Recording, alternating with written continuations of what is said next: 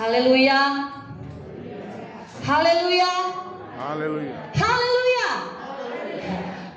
Puji syukur kita naikkan kepada Tuhan, karena kalau kita boleh ada, kita boleh kuat, kita boleh sehat, semua karena anugerah Tuhan. Amin.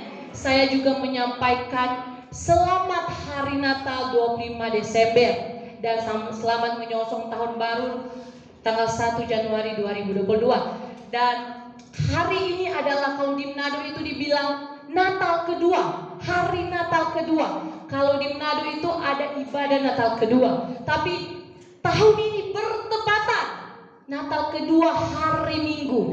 Jadi kita punya berkat yang double. Amin. Haleluya, puji Tuhan. Saya berterima kasih kepada Bapak Gembala, Ibu Gembala yang boleh mempercayakan saya untuk membawakan kebenaran firman Tuhan di pagi hari ini. Puji Tuhan, tidak berlambatan waktu, segera kita akan membaca kebenaran firman Tuhan. Firman Tuhan yang sudah sering kali kita dengar. Ayat ini mungkin sudah menjadi ayat hafalan untuk kita, orang-orang yang percaya kepada Tuhan. Kita buka dalam Yohanes 3 ayatnya yang ke-16. Yohanes 3 ayatnya yang ke-16. Kita akan baca bersama-sama dalam hitungan yang ketiga. Yohanes 3 ayatnya yang ke-16. 1, 2, 3. Karena begitu besar kasih Allah akan dunia ini, sehingga ia mengaruniakan anaknya yang tunggal, supaya setiap orang yang percaya kepadanya tidak binasa, melainkan beroleh hidup yang kekal. Amin. Amin. Haleluya. Karena begitu besar kasih Allah akan dunia ini, sehingga dia mengaruniakan anaknya yang tunggal. Barang siapa yang percaya kepadanya tidak binasa, melainkan beroleh hidup yang kekal. Luar biasa firman Tuhan ini, saudara. Saudara ini berkati oleh Tuhan.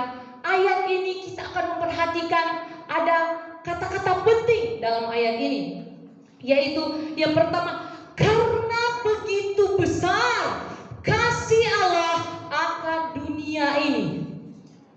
Kata yang pertama adalah kasih. Proses Natal, kejadian Natal itu terjadi atas dasar kasih. Amin. Karena Allah mengasihi saya dan saudara, sehingga dia mengaruniakan anaknya yang tunggal. Kata yang kedua adalah mengaruniakan anaknya yang tunggal. Ketika Allah mengaruniakan anaknya yang tunggal, berarti Allah memberikan kita sesuatu. Allah memberikan kita sesuatu. Arti lainnya itu Tuhan memberikan kita anugerah. Tuhan memberikan kita kasih karunia. Amin. Karena itu di pagi hari ini saya akan berbicara soal anugerah. Haleluya. Anugerah, atau dengan kata lain kasih karunia. Kalau kita lihat pengertian apa arti dari kata anugerah atau kasih karunia ini, anugerah dalam perjanjian lama, kasih karunia atau anugerah digunakan sebagai kata terjemahan bahasa Ibrani, yaitu kata ken, K-H-E-N, ken. Kata ini berarti atau artinya perbuatan atasan kepada bawahannya yang memberikan kasih karunia yang sebenarnya dia tidak pantas untuk mendapatkannya. Amin. Perbuatan atasan kepada bawahannya, dia memberikan kasih karunia atau anugerah yang sebenarnya bawahannya itu tidak pantas untuk menerima anugerah itu. Contohnya seperti ini, saya berikan contoh. Ada seseorang, dia melakukan kesalahan yang besar dan sudah tidak bisa ditoleransi lagi, sehingga dia akan dijatuhi hukuman mati. Dan sudah akan dihukum mati, tetapi mungkin presiden atau raja memberikan dia anugerah sehingga melepaskan dia dari hukuman. Itu anugerah. Amin. Haleluya. Dan dalam perjanjian baru, anugerah atau kasih karunia menggunakan kata Yunani karis. Ya. Karis adalah kata yang biasa digunakan untuk menerjemahkan kata ken yang tadi. dipakai untuk menunjukkan arti seseorang yang mengampuni dosa, mengampuni kesalahan. Amin. Puji Tuhan. Saya dan saudara adalah orang-orang yang mendapatkan anugerah itu. Saya dan saudara adalah orang-orang yang mendapatkan kasih karunia itu. Amin. Sebenarnya saya dan saudara itu tidak pantas buat terima itu. Sebenarnya saya dan saudara tidak layak buat terima anugerah itu. Mengapa kita tidak layak untuk terima anugerah? Mengapa kita tidak layak untuk menerima kasih karunia yang dari Tuhan? Itu karena dosa. Saya dan saudara adalah orang-orang yang berdosa. Tapi karena begitu besar kasih Allah akan dunia ini, karena begitu besar kasih Allah kepada kita, sehingga Dia menganugerahkan Yesus Kristus kepada saya dan saudara. Amin. Haleluya. Itu adalah anugerah terindah buat saya dan saudara. Puji Tuhan. Anugerah dan kasih karunia yang Allah berikan kepada kita adalah Yesus Kristus. Dia lahir ke dunia untuk saya dan saudara, padahal Dia itu tidak berdosa. Dia tidak ada cacat celah, tapi Dia rela lahir buat saya dan saudara. Amin. Tujuan Allah lahir ke dunia adalah, tujuan utamanya adalah untuk menyelamatkan orang-orang yang berdosa, adalah untuk memberikan keselamatan kepada kita. Amin. Haleluya. Saudara yang diberkati oleh Tuhan, saat Adam dan Hawa mereka ada di Taman Eden, Tuhan menciptakan mereka dan menaruh mereka di Taman Eden. Mereka hidup dalam ruang lingkup kekekalan, dan mereka hidup dalam kekudusan. Artinya mereka tidak punya dosa. Artinya mereka tidak berdosa. Mereka bisa bertemu dengan Tuhan karena Tuhan kudus. Mereka juga kudus karena mereka tidak berdosa. Tetapi saudara, ketika mereka melanggar perintah Allah, ketika Tuhan suruh, jangan mau dimakan itu buah pengetahuan yang baik dan yang jahat, jangan mau dimakan, makan buah yang lain. Tetapi manusia melanggar perintah Allah. Mereka tetap makan buah itu, sehingga membuat mereka jatuh ke dalam dosa, sehingga mereka diusir dari Taman Eden. Haleluya. Haleluya. Dosa, akibat dari dosa mereka, akibat dosa membuat perubahan yang besar antara hubungan manusia dengan Allah. Adam dan Hawa waktu orang berdosa, mereka bisa bertemu dengan Tuhan. Mereka bisa bercakap-cakap, bisa berjalan bersama-sama, karena mereka hidup dalam kekudusan. Tetapi karena dosa, karena pelanggaran mereka, mereka sudah tidak layak lagi untuk bertemu dengan Tuhan. Bahkan mereka hanya bisa mendengar suara Tuhan. Haleluya. Dosa inilah yang membuat kita ada jarak dengan Tuhan. Dosa inilah yang membatasi hubungan kita dengan Tuhan. Amin. Haleluya. Dan dosa adalah realitas atau kenyataan kita menentang Allah dan perintahnya. Ketika kita berdosa, otomatis kita menjadi musuh Allah, karena Allah tidak suka dengan yang namanya dosa. Haleluya. Puji Tuhan. Saudara yang diberkati Tuhan, bahkan dalam kejadian Nuh, Tuhan sangat murka kepada manusia karena kejahatan manusia, karena dosa manusia yang begitu luar biasa. Sehingga apa saudara? Tuhan menyesal menjadikan manusia. Tuhan menyesal dan akan memusnahkan manusia.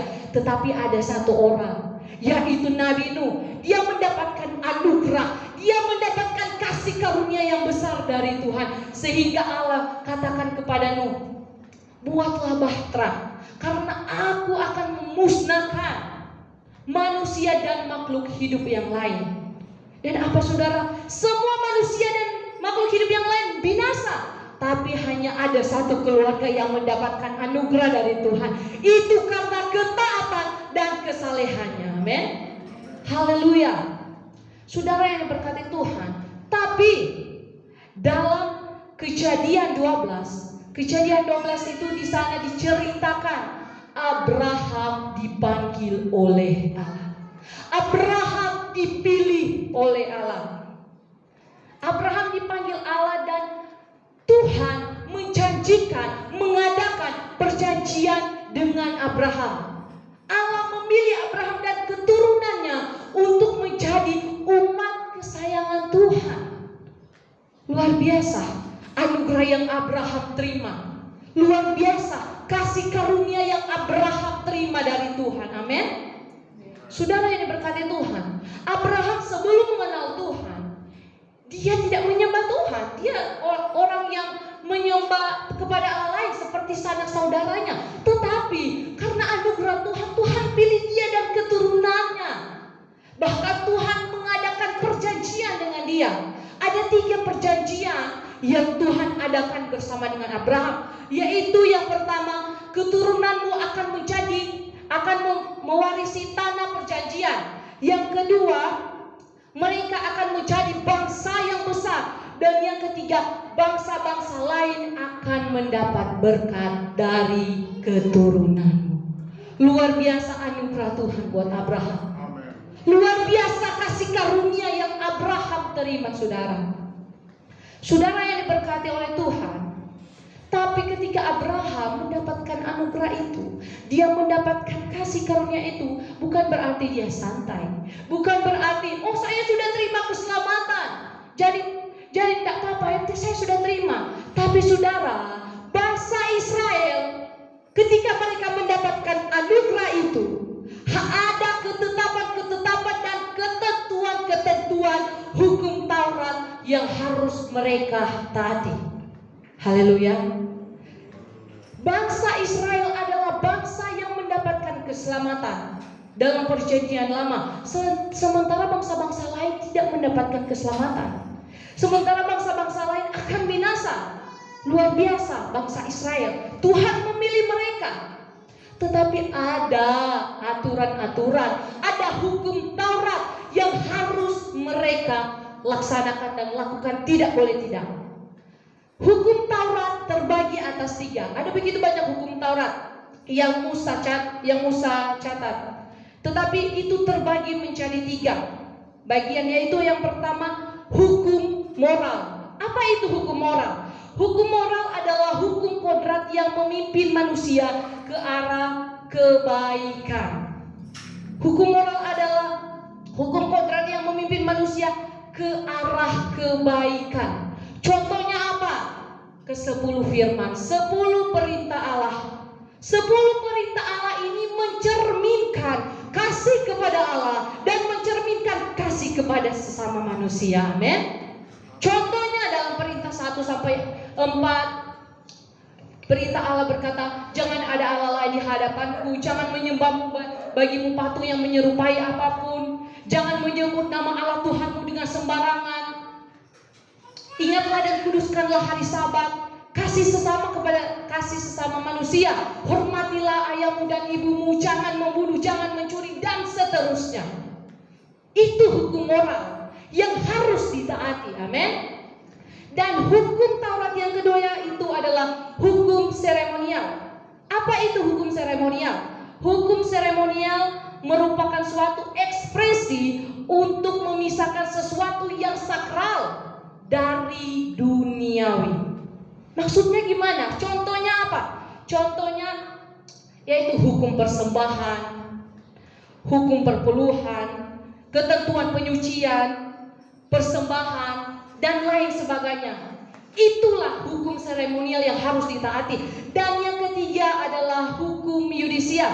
Apa itu hukum yudisial?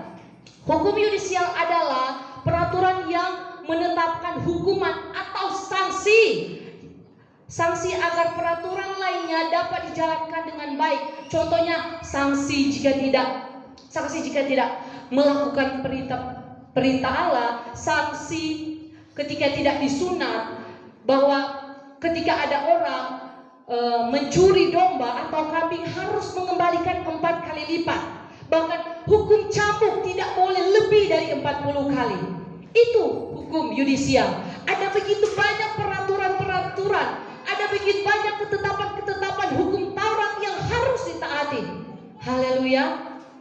Puji Tuhan. Keselamatan ini, saudara, ketika Allah memberikan keselamatan ini kepada bangsa Israel, bukan cuma-cuma. Harus ada ketentuan, ketetapan hukum hukum Taurat yang harus mereka laksanakan. Begitu juga dengan saya dan saudara, ketika kita mendapatkan anugerah dari Tuhan, ketika kita mendapatkan kasih karunia dari Tuhan, kita percaya kepada Tuhan, kita disebut Israel rohani. Amin. Karena kasih Allah, karena anugerah Allah, sebenarnya orang ini mau binasa. Tapi karena Tuhan tidak menghendaki manusia untuk binasa, sehingga Dia memberikan anaknya yang tunggal, yaitu Yesus Kristus, untuk lahir. Sehingga saya dan saudara mendapatkan jalan, mendapatkan pintu untuk masuk dalam kerajaan sorga yang kekal. Amin. Lewat Natal ini menjadi sukacita yang besar buat saya dan saudara. Haleluya. Haleluya. Puji Tuhan. Tapi saudara ingat, seperti bangsa Israel, ketika mereka dapat anugerah, ketika mereka dapat kasih karunia, mereka tidak santai. Tapi mereka ada ketentuan-ketentuan dan hukum Taurat yang harus mereka taati. Begitu juga dengan kita, Israel rohani. Karena apa saudara? Iman tanpa perbuatan hakikatnya mati. Amin. Keselamatan kalau tidak dikerjakan itu percuma. Haleluya. Firman Tuhan berkata, kerjakanlah keselamatanmu dengan takut dan gentar. Amin. Haleluya. Dan pertanyaannya, apa respon dan tindakan kita terhadap anugerah? Apa respon kita dan tindakan kita terhadap anugerah, kasih karunia yang Tuhan berikan secara cuma-cuma buat saya dan saudara, yaitu Yesus Kristus Tuhan kita? Apa respon kita? Saya bagi menjadi dua bagian, yaitu dalam hal beribadah.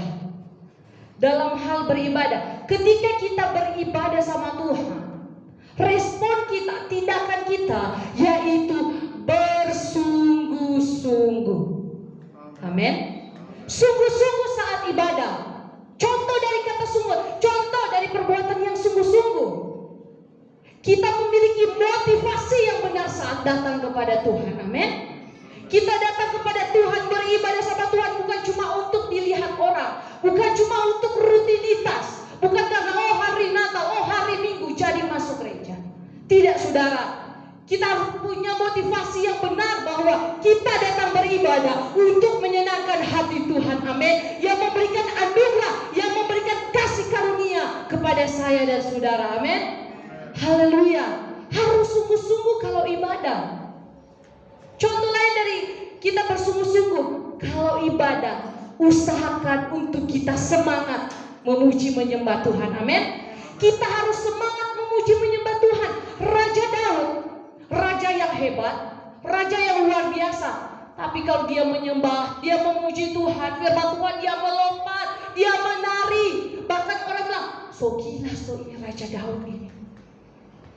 Dia raja, orang nomor 1. Tapi dia ketika dia menyembah, memuji Tuhan, dia tidak malu-malu. Amin. Begitu juga dengan kita.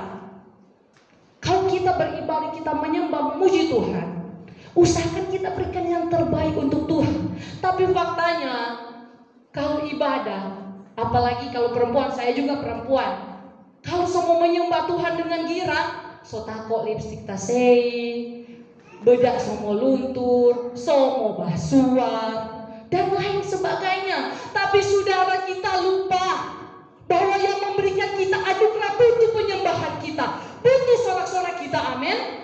Kita diciptakan untuk memuji Tuhan. Terus kenapa kita mau malu-malu memuji Tuhan? Ekspresikanlah dirimu ketika engkau memuji Tuhan. Kalau penyembahan, mari kita angkat tangan, kita berglori buat Tuhan. Itu sebagai tanda kita sungguh-sungguh mau beribadah kepada Tuhan. Amin. Haleluya. Dan yang berikut dalam hal beribadah, kita harus fokus. Kita harus fokus beribadah sama Tuhan. Tapi nyatanya banyak orang badannya di gereja, tapi hati dan pikirannya di luar. Ingat-ingat makanan di rumah, ingat-ingat berkat di rumah, ingat-ingat itu uang di rumah, apalagi ingat-ingat itu masalah, ingat-ingat itu pergumulan. sehingga mengakibatkan dia tidak fokus dalam beribadah sama Tuhan. Makanya jangan heran kalau ada orang datang ibadah, hatinya nyandak sukacita, atau datang nyandak ada damai sejahtera, pulang lebih tidak damai sejahtera. Kenapa nyandak fokus? Tapi saya yakin dan percaya kalau kita fokus beribadah sama Tuhan, berkat-berkat rohani akan menjadi bagian kehidupan kita. Amin. Damai sejahtera, sukacita, kebahagiaan, mujizat, jawaban dari doa akan menjadi bagian kita. Asal sungguh-sungguh. Tidak sungguh-sungguh, kau mau minta berkat rohani dari Tuhan. Bagaimana Roh Kudus mau bekerja kalau tidak sungguh-sungguh, tidak fokus beribadah sama Tuhan? Apalagi? Dan iblis juga punya sementara gencar mengganggu fokus kita sementara beribadah. Iblis juga suka mengganggu orang sampai fokus beribadah sama Tuhan. Dia suka orang itu tidak dapat berkat. Dia tidak suka. Dengan cara apa iblis bisa mengganggu fokus kita? Salah satunya adalah handphone, HP, ya. Handphone atau HP. Boleh kita bawa handphone beribadah. Saya juga bawa handphone karena lebih mudah. Tapi saudara, kebanyakan saya temukan sementara ibadah bukan baca firman, bukan ibadah, buka WA, buka Facebook, buka Instagram, dan lain sebagainya. Itu cara iblis untuk mengganggu fokus kita. Ya, saudara, kita harus fokus dalam beribadah. Boleh bawa handphone. Saya dan suami saya punya kesepakatan, bahkan saling mengingatkan. Ketika beribadah, mau dimanapun juga, mau ibadah ucapan syukur, mau ibadah apapun, ketika kami keluar, saya selalu bilang dan suami saya selalu saling mengingatkan, kasih silent itu HP, kasih mode pesawat. Karena apa? Orang seaktif data, masuk WA, gatal itu tangan, nggak mau buka, betul? Gatal itu tangan, nggak mau lihat. Haleluya. Itu cara iblis mengganggu fokus kita. Haleluya. Karena itu boleh bawa HP, tapi kasih silent dan kasih mode pesawat, agar supaya fokus kita benar-benar tertuju kepada Tuhan. Amin. Haleluya. Dan berikutnya, dalam hal beribadah kita juga harus berbusana dengan baik, atau berpakaian dengan baik, atau berpakaian dengan sopan. Amin. Jemaat Tuhan, kalau datang beribadah, gunakanlah pakaian yang sopan. Torang saja mau baku dapat dengan bupati, torang mau pakai itu pakaian yang bagus, yang sopan, yang rapi. Karena apa mau dapat dengan bupati? Torang mau datang ibadah, bertemu dengan raja di atas segala raja, torang pakai pakaian yang tidak baik. Apakah itu benar? Tentu salah. Kita harus menyesuaikan. Kita datang di sini bukan untuk pesta, tetapi kita mau datang bersekutu dengan Tuhan. Gunakanlah pakaian yang baik, yang sopan.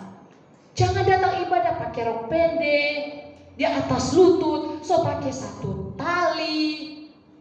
Laki-laki pakai anting-anting, pakai celana robe-robe. Jangan saudara, gunakanlah pakaian yang sopan. Amin. Gunakanlah pakaian yang sopan.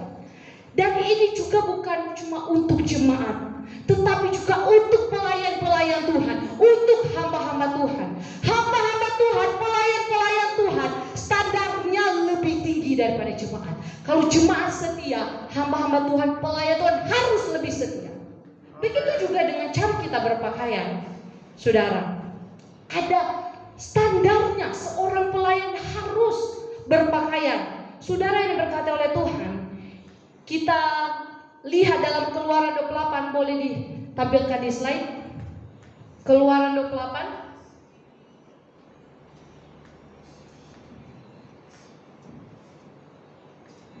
Keluaran 28. Perikop Lembaga Indonesia memberikan judul mengenai pakaian imam. Mengenai pakaian imam. Ya, ternyata di zaman Perjanjian Lama, imam, pelayan Tuhan itu pakaiannya diatur sama Tuhan. Ya. Pakaiannya itu diatur. Mereka harus bikin baju efod, harus ada 12 batu di dada mereka yang melambangkan kedua belas suku bangsa Israel dan lain sebagainya. Begitu rumit pakaian mereka yang harus dipakai oleh imam. Itu sebabnya tidak salah organisasi GPDI pun mengatur pelayan-pelayan Tuhan ketika dia berpakaian di atas altar. Amin. Kalau kita lihat hamba-hamba Tuhan dulu-dulu, tahun-tahun 70-an, 80-an, kalau saya lihat ada orang posting-posting di Facebook yang dulu-dulu, dorang pakai putih-putih, laki-laki pakai putih-putih, sepatu putih, semua putih-putih, perempuan pakai rok panjang, pakai selutut. Tapi sekarang sudah tidak diharuskan, sudah boleh tidak pakai putih-putih, boleh pakai putih hitam, boleh pakai warna lain. Yang penting sopan. Tapi kita sebagai pelayan-pelayan Tuhan harus berpakaian selayaknya hamba Tuhan, apalagi yang berdiri di altar, baik singers, baik pemimpin pujian, baik pengkhotbah. Amin. Kalau perempuan, pakailah pakaian perempuan. Kalau laki-laki, pakailah pakaian laki-laki. Amin. Amin. Haleluya. Puji Tuhan. Karena apa saudara? Tapi ada lagi yang saya temukan waktu di Manado, ya. Pelayan altar, WL, pakai rok pendek. Akhirnya apa? Tuh di jemaat di bawah sudah ada fokus mau ibadah. Karena pakai rok mini. Luar biasa. Begitu juga dengan jemaat Tuhan. Mengapa kita disuruh harus pakai rok itu di bawah lutut? Saudara duduk di bawah, terus kalau tasnya berduduk tidak hati-hati, kongnya khotbah, laki-laki hilanglah bahan khotbahnya. Saudara, itulah etika berpakaian. Kita mau datang, mau menyenangkan hati Tuhan, bukan mau menyenangkan hati orang. Berpakaianlah dengan yang baik, yang sopan dan berkenan. Amin. Haleluya, puji Tuhan. Dan yang berikutnya dalam hal beribadah, yaitu berikanlah korban yang terbaik. Amin. Berikanlah korban persembahanmu yang terbaik buat Tuhan. Bangsa Israel ketika mereka mau mempersembahkan sesuatu kepada Tuhan, mereka diatur. Mereka diatur. Ekonominya di atas, mempersembahkan lembu sapi, ekonomi menengah mempersembahkan kambing domba, ekonomi di bawah mempersembahkan burung dan lain sebagainya. Tetapi di perjanjian baru, Rasul Paulus berkata, berikanlah yang terbaik yang kau miliki kepada Tuhan. Amin. Lebih berat lagi, berikanlah yang terbaik yang ada padamu. Amin. Berikan persembahan kita yang terbaik. Kalaupun orang kasih semua untuk Tuhan, tidak akan bisa balas anugerah Tuhan, tidak akan bisa balas kasih karunia Tuhan. Amin. Amin. Haleluya. Dan bagian yang kedua dalam respon dan tindakan kita, dalam kita terhadap anugerah atau kasih karunia, yaitu dalam hal mengasihi. Amin. Dalam hal mengasihi, kita buka dalam Markus 12.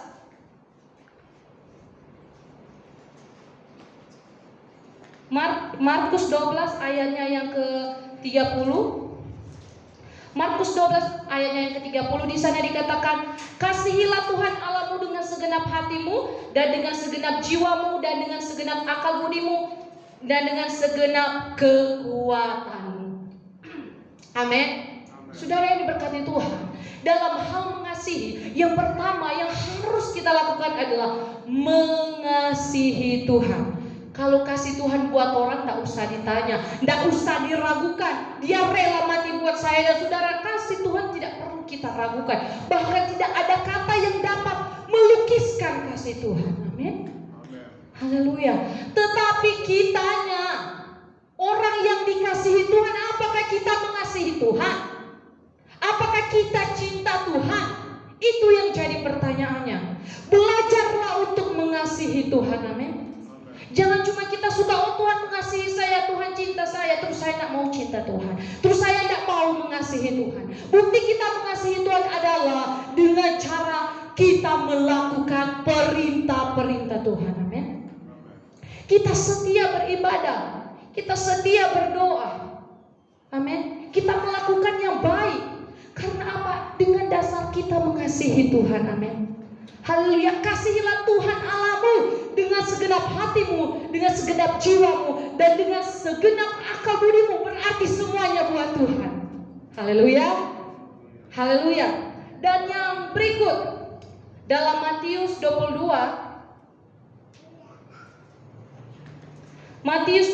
ayatnya yang ke-39.